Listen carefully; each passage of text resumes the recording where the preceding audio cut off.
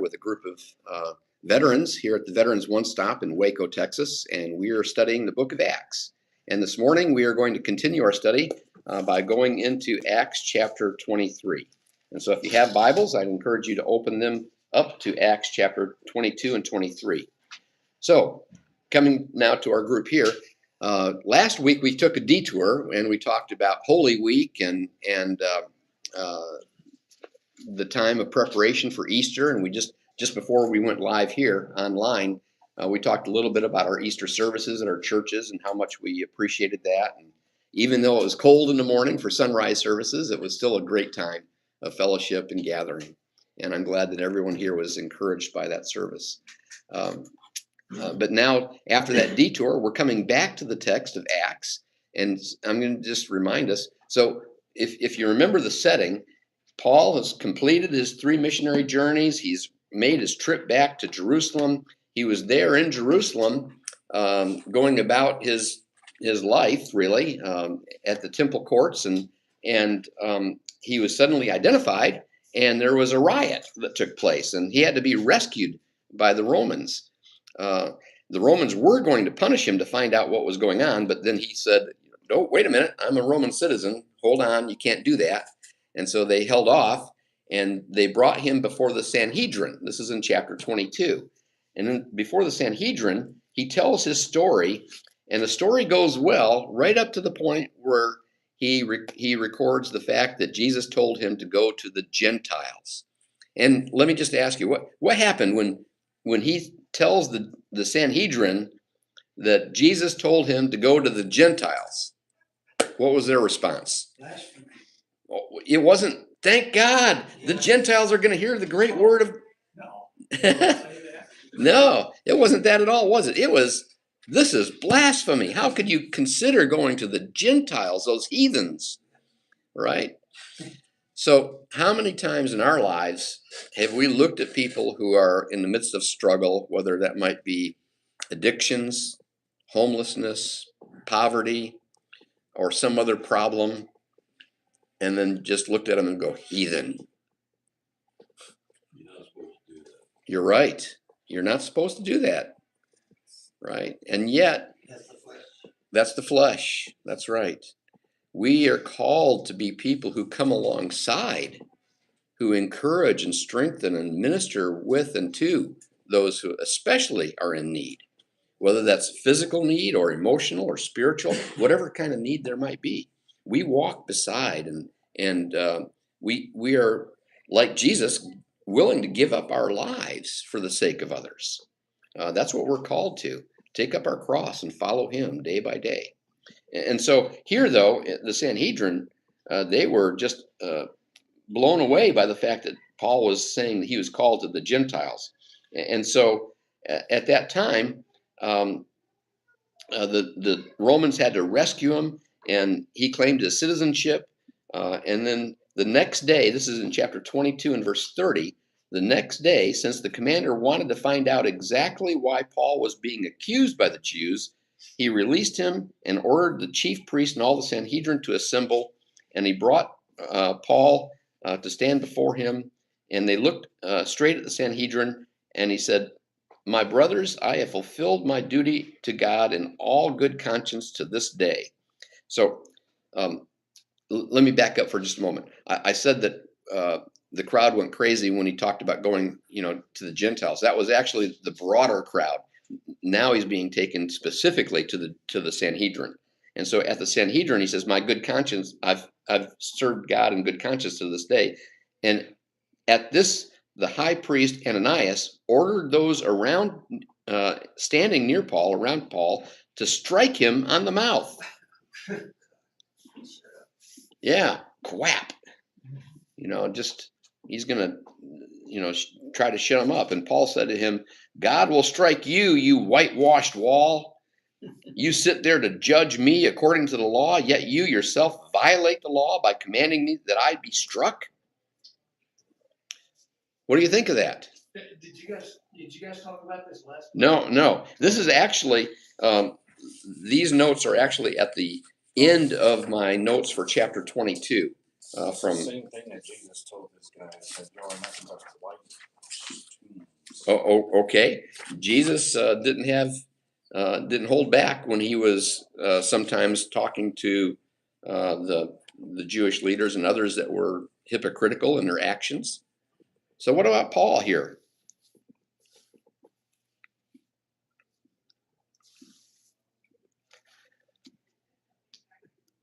Boy, this is quiet. The reason I asked the question, Yeah. I wondered if you guys had talked about this, because I've often read this and thought, I wonder if Paul was like kind of playing a trick, not playing a trick, but being a little sly here. He knew who it was, but he called him a whitewashed wall, and then he apologizes for doing it. Like, well, that's not Paul, though. I'm sorry, that can't be true. Okay. But it sounds like something I would do. All right. Well, there is actually a debate in scholarship about whether or not Paul was acting kind of, at the spur of the moment, being slapped and going, "What are you doing? You whitewash wall," not realizing or whether he realized it all along and was just bringing this out, that this was so some by name, he knew. So some people see it. People see it different ways. So scholars have, and I write in the notes, scholars have debated Paul's interaction here. Was he being sincere or was he being sarcastic? He was being stern. Okay, in this stern. Let's be honest. He's being stern. He didn't let the Gentiles get away with it. He didn't let the other Jews. Yeah, he was being stern. So he is definitely being stern. There's no doubt about that. And so those standing near Paul said, "You dare to insult God's high priest?" So the question is this really an insult? No. In the sense of, it's the truth. I mean, you ordered me to be struck. That's a violation of the law that you are commanded to be the leader of, bringing people to understand and follow. So it was the deprecation of you whitewashed wall. Okay. So it was the harshness. Yeah, the harshness. So Paul then replies, "Brothers, I did not realize that he was the high priest. For it is written, do not speak evil about the ruler of your people." Then Paul, knowing that some of them were Sadducees and the others Pharisees, called out in the Sanhedrin, and he's going to call out something. Why is it important to note the difference between Sadducees and Pharisees? Different beliefs. Okay, they had very distinct beliefs about angels, the afterlife, the resurrection. Yeah. Pharisees believed in all that. The Sadducees did not, and therefore they were sad, you see. Sorry, I just had to bring. That's not what I'm saying, though. Why would you distinguish between Democrats and Republicans? There's a lot of difference between. Yeah, there's a lot of difference between political groups and in this case religious groups. There are two distinct sects of Jewish people, and they had very different beliefs about things like the resurrection. And so Paul, knowing this, and what group does Paul identify with? He's a Pharisee. Pharisee. Yeah, he is the Pharisee of Pharisees, right? So he calls out to the Sanhedrin, which he knows is composed of both groups. "My brothers, I am a Pharisee, the son of a Pharisee. I stand on trial because of my hope in the resurrection of the dead." And when he had said this, a dispute broke out between the Pharisees and Sadducees, and the assembly was divided. The Sadducees say there is no resurrection and that there are neither angels nor spirits, but the Pharisees acknowledge them all. So there was a great uproar, and some of the teachers of the law, who were Pharisees, stood up and argued vigorously. "We find nothing wrong with this man," they said. "What if a spirit or an angel has spoken to him?" The dispute became so violent that the commander was afraid Paul would be torn to pieces by them. So he ordered the troops to go down and take him away from them by force and bring him into the barracks. The following night, the Lord stood near Paul and said, take courage. As you have testified about me in Jerusalem, so you must also testify in Rome. What a great story. Can you imagine all the turmoil that was going on in that Sanhedrin, the meeting of that Sanhedrin? What did Paul do here? What was kind of his strategy? Divide and conquer. Divide and conquer. Yeah. He was going to cause difficulty in that group, and the Pharisees kind of lined up behind him. Said, no, wait a minute. This guy is talking about the hope of the resurrection. We have that hope. And so what if an angel talked to him? We believe in angels. And so they kind of gathered behind their man, if you would. And then the Sadducees had to kind of come back at him. And so there was a back and forth, and it became so tumultuous that the Romans had to go down and rescue Paul a second time. They had to rescue him from the square, if you would, initially. And then now they have to rescue him from the Sanhedrin, who are about to tear him apart. What a situation he's in. So how would you feel if you were Paul?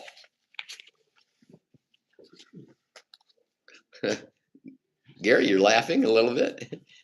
A little smug. Oh, okay. A little smug, maybe, perhaps. All right. That could be. Look at what I've accomplished by dividing this group. All right. Well, he goes back and he starts out and says, I have fulfilled my duty to God in all good conscience to this day. Yeah. And then he goes and plays people like they were a violin. Okay. Yeah. Good. So he is probably in some ways feeling pretty good about the fact that the situation has not become violently against him in totality. He now has some people saying, oh, wait a minute. There is such a thing as a resurrection. He's a good lawyer. Oh, okay. He's a good lawyer. Okay. Yeah. He was a lawyer. And this is arguing the case in a persuasive manner. All right. He tried to bring all this out in the open. Yes, he's trying to get this out in the open too. And as he goes forward in chapter 23 and continues his testimony before Roman officials, he's going to say several times, and you can go back and prove what I'm saying is true. So he's trying to get what he's saying out in the open. All right, good. What other things might come to your mind if you were Paul? At the same time that he might be smug, could it also be true that he might be just a little bit concerned since they're trying to tear him apart and he had to be rescued? No. No, he did it deliberately. Well, he certainly did it deliberately. But I would say he might be in need of a little encouragement, and that's perhaps why Jesus stood beside him that night. And Jesus did come and stand beside him and say, take courage. Be of good sound mind, Paul. I'm just like you've testified so far. I'm going to take you all the way to Rome. I think if we go back a couple of chapters when he set his heart on Jerusalem, and then Agabus came to him and said, hey, they're going to arrest you and give you over to the Gentiles. Yeah. I don't think Paul was really surprised. Worried or surprised. He knew what was going to happen. And I would also say he wasn't worried because,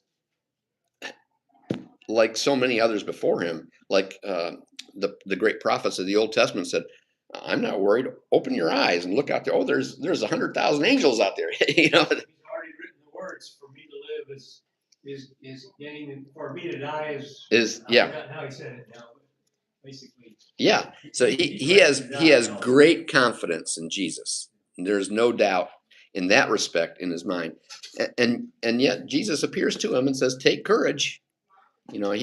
Jesus is wanting him to know that this is not going to be the end of the story right here, that it's not going to stop in Jerusalem or anywhere soon. He's going to go all the way to the capital city of the empire. Yeah, but this is going to be probably the most dangerous. Yeah, and at the same time, he's going to be on. At the same time, this is going to be a hard trip. This is a lot of stuff. He's probably aware he isn't going to be able to play Yes. them as easily as he was playing Playing this crowd. This crowd. That's a good point. Exactly. But the Lord also said to him that he's going to testify there. So Yes. he will have some freedom to speak to unbelievers. And Yeah. we know that there was a large amount of that happened when he was in there. Yeah. So I hadn't noticed that word until just now. He says you're going to testify. Yes. He won't be just a prisoner stuck away in a cell.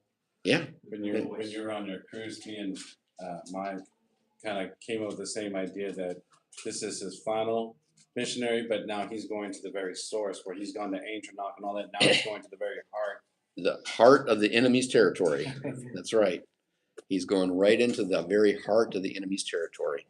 And God is encouraging him, saying, I'll be with you the whole way. Right? How many times do we need to hear that word again? I mean, we might believe it, we might have confidence, but it's so good to hear the word of the Lord saying, I'm with you. I'm for you. I stand beside you. I don't care what you're facing. I'm there with you. You can depend on me. I don't think he had any fear. Yeah. I don't think he had any fear that he was going to do that anyway. Yeah. But that encouragement is still very meaningful, even though he was confident. I think when we hear the words of God, and for us, they come so often in the reading of Scripture. We read these stories of God's faithfulness over and over again, and we know that He's faithful in our lives. No matter what we face, God is there for us, carrying us through the difficult hours.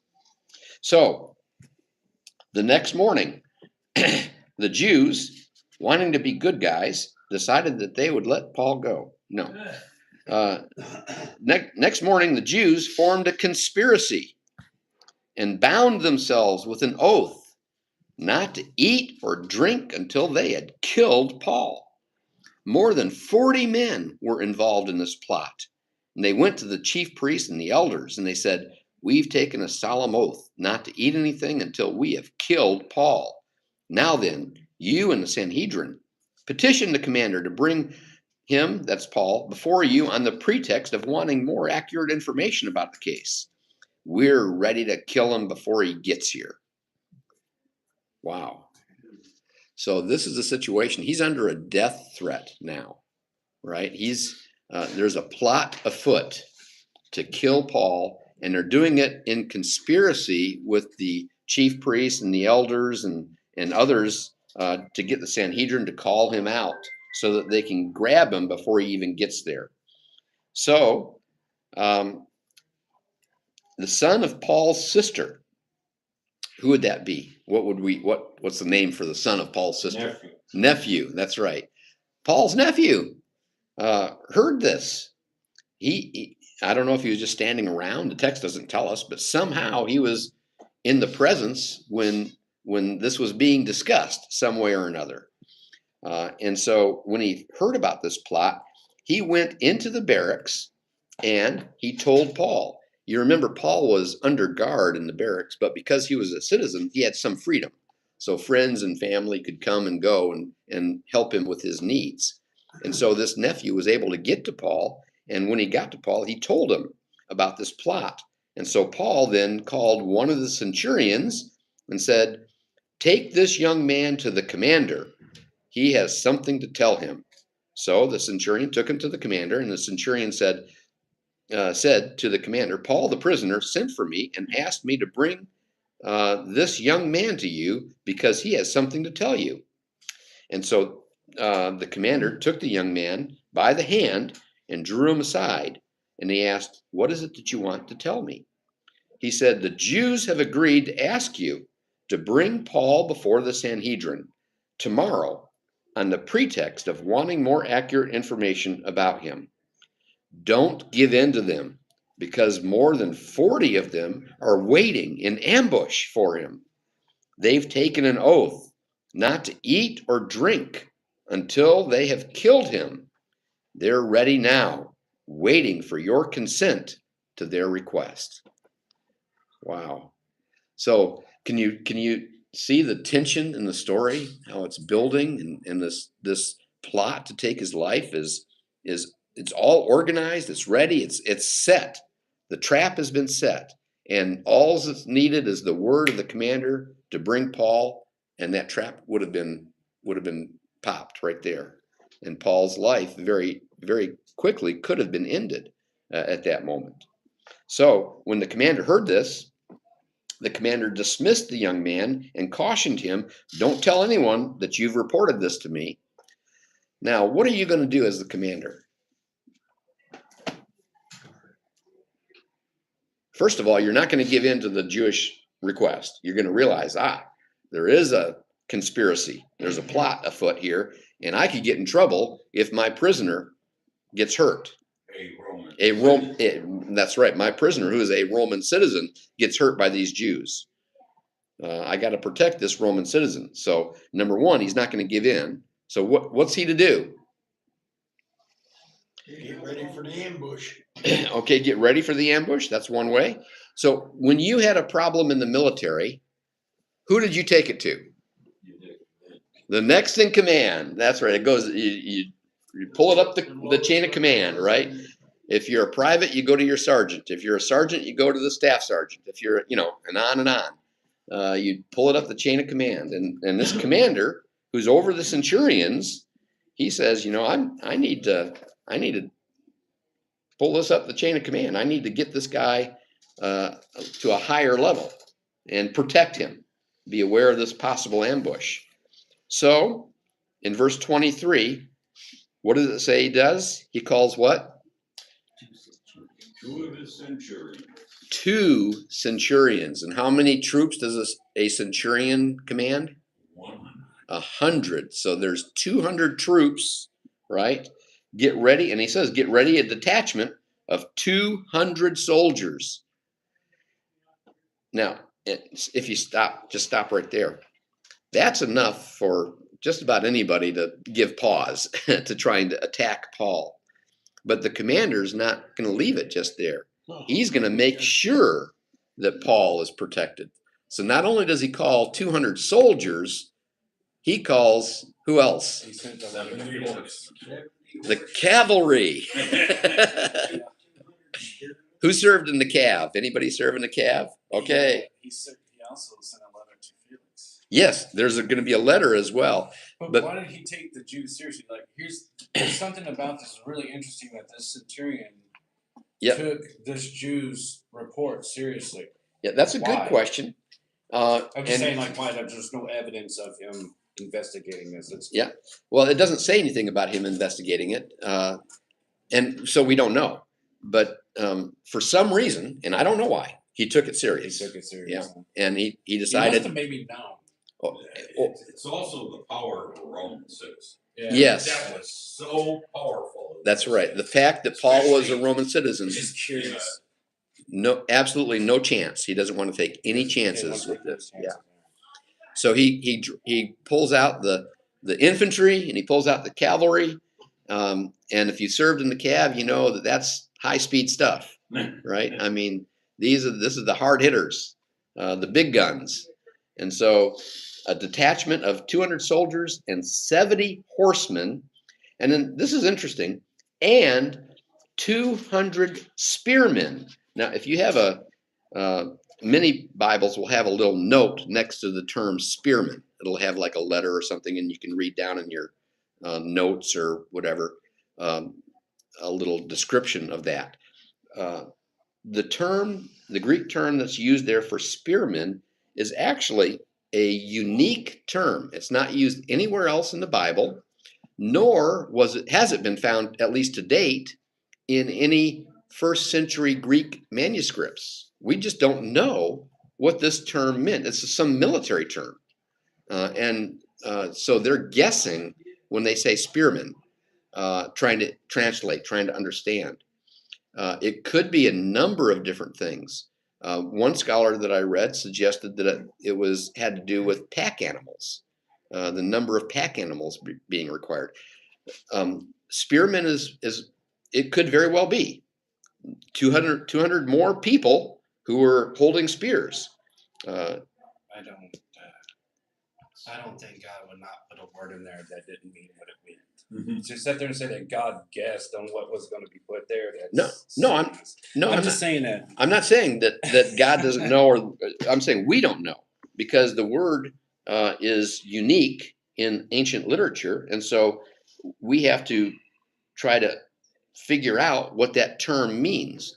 It could mean spearman. It could mean something else. We just don't have a clue. Uh, the best scholarly guess that most scholars take is the word spearman. That's why it appears in most translations that way. But it is my point is it's a very unique term.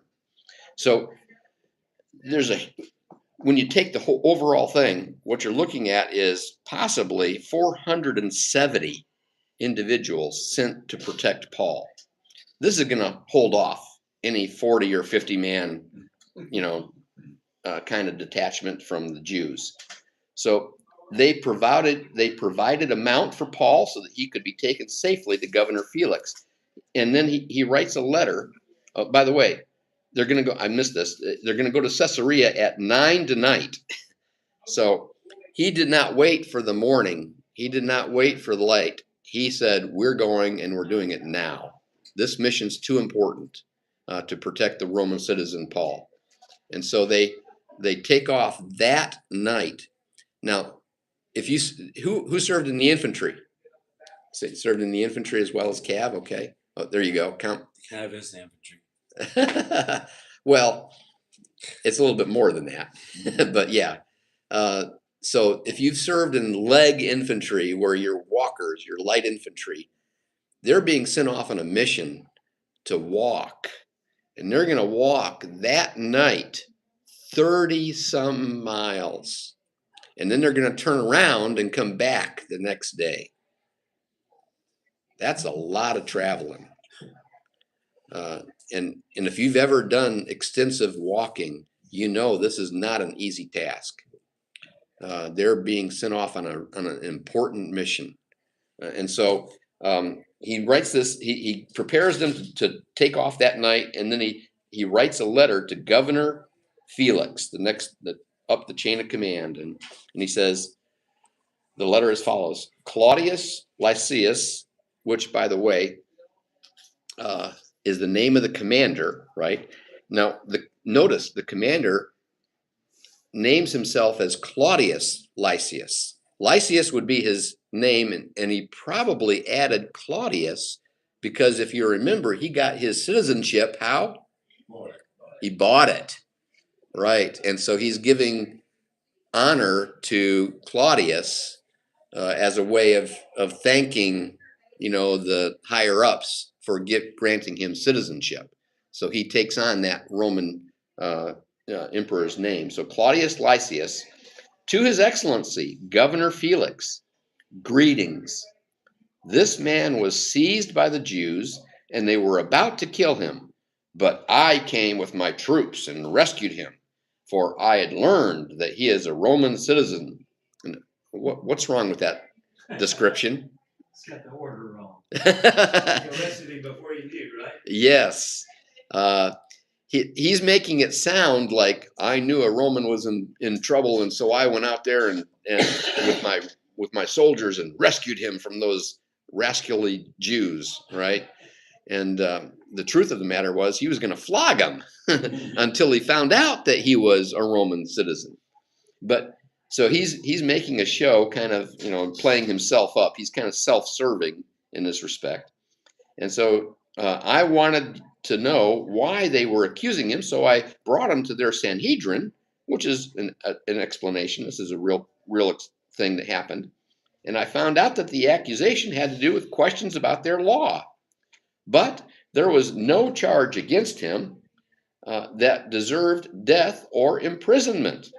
So when I was informed of a plot to be carried out against the man, I sent him to you at once. I also ordered his accusers to present to you their case against him. Now, what important thing did you read in this letter?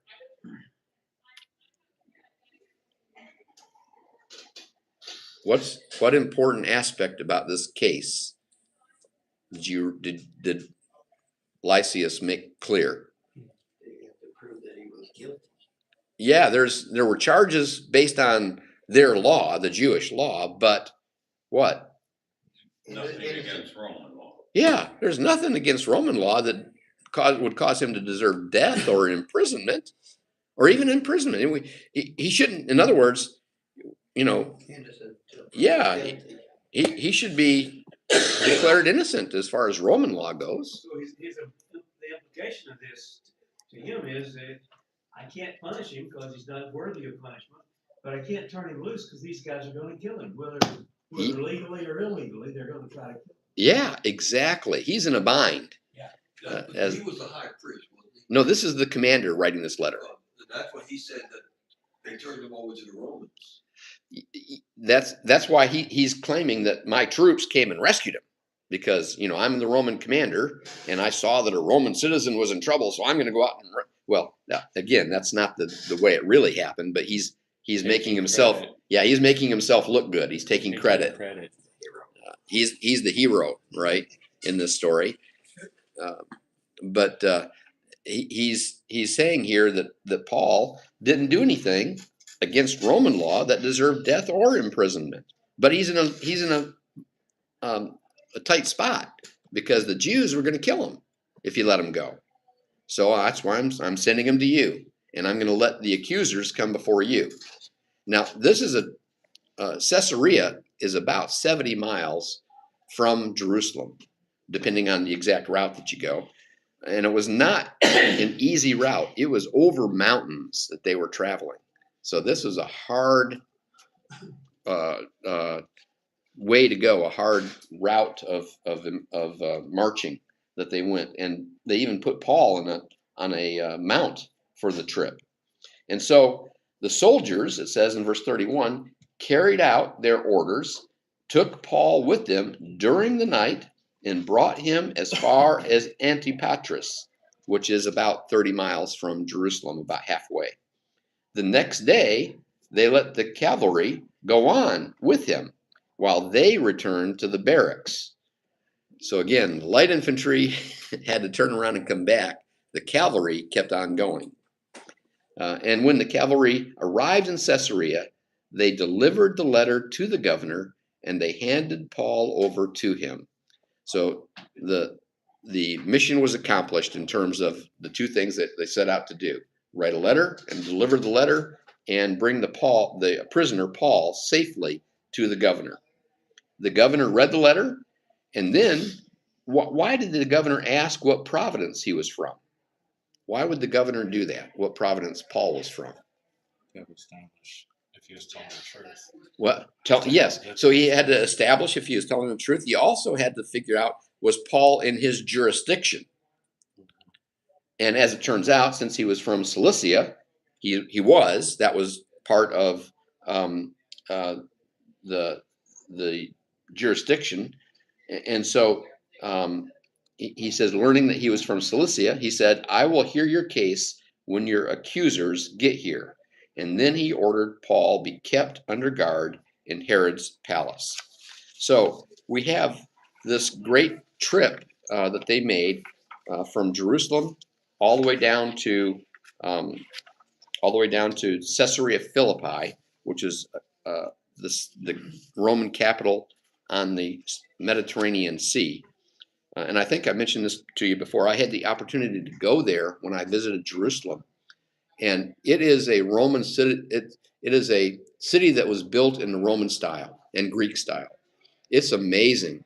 They built a track for racing chariots. They built an amphitheater there. They built an aqueduct along the shore of the Mediterranean Sea. And part of that aqueduct is still standing right there. And you can see the racetrack. You can go visit the center of the city where there's columns that were laid down, where the shops were on each side and people would have been walking. It was truly a magnificent city. And Herod's palace was built there. Herod's palace, Herod spared no expense. He brought in marble from Italy and Africa and other places to build his palace there. So this is imported marble. And that's where Paul was being kept under guard, was there in Herod's palace. So that's where we leave off today, at the end of chapter 23, with Paul there in Caesarea, under guard, waiting for his trial before Felix. So we don't have time to get into chapter 24. That's the trial that actually took place. We'll get into that next week. What questions do you have of me before we close for today? I'm stopping a little bit early, but if I started this trial, it'd be kind of a hard place to stop. You did say Caesarea Philippi. Oh, I'm sorry. Thank you very much. I did say Caesarea Philippi. I meant Caesarea Maritima. Right. Thank you very much. Yeah. Caesarea Philippi is way north. It's way north of Dan. It's up at the base of the mountains up there. So good point. Thank you. Other remarks or questions about this adventure of Paul? So what are you going to take home with you from this lesson today? What are you going to go home and think about and apply to your life? I'll show blood on the corner of 20. Okay, a praise for being born today instead of back then. All right, good. Okay, it's a praise also for the legal system that we have today that is far more just in many ways, although our system continues to struggle. It always has, always will. Okay, what else might we take home from this today?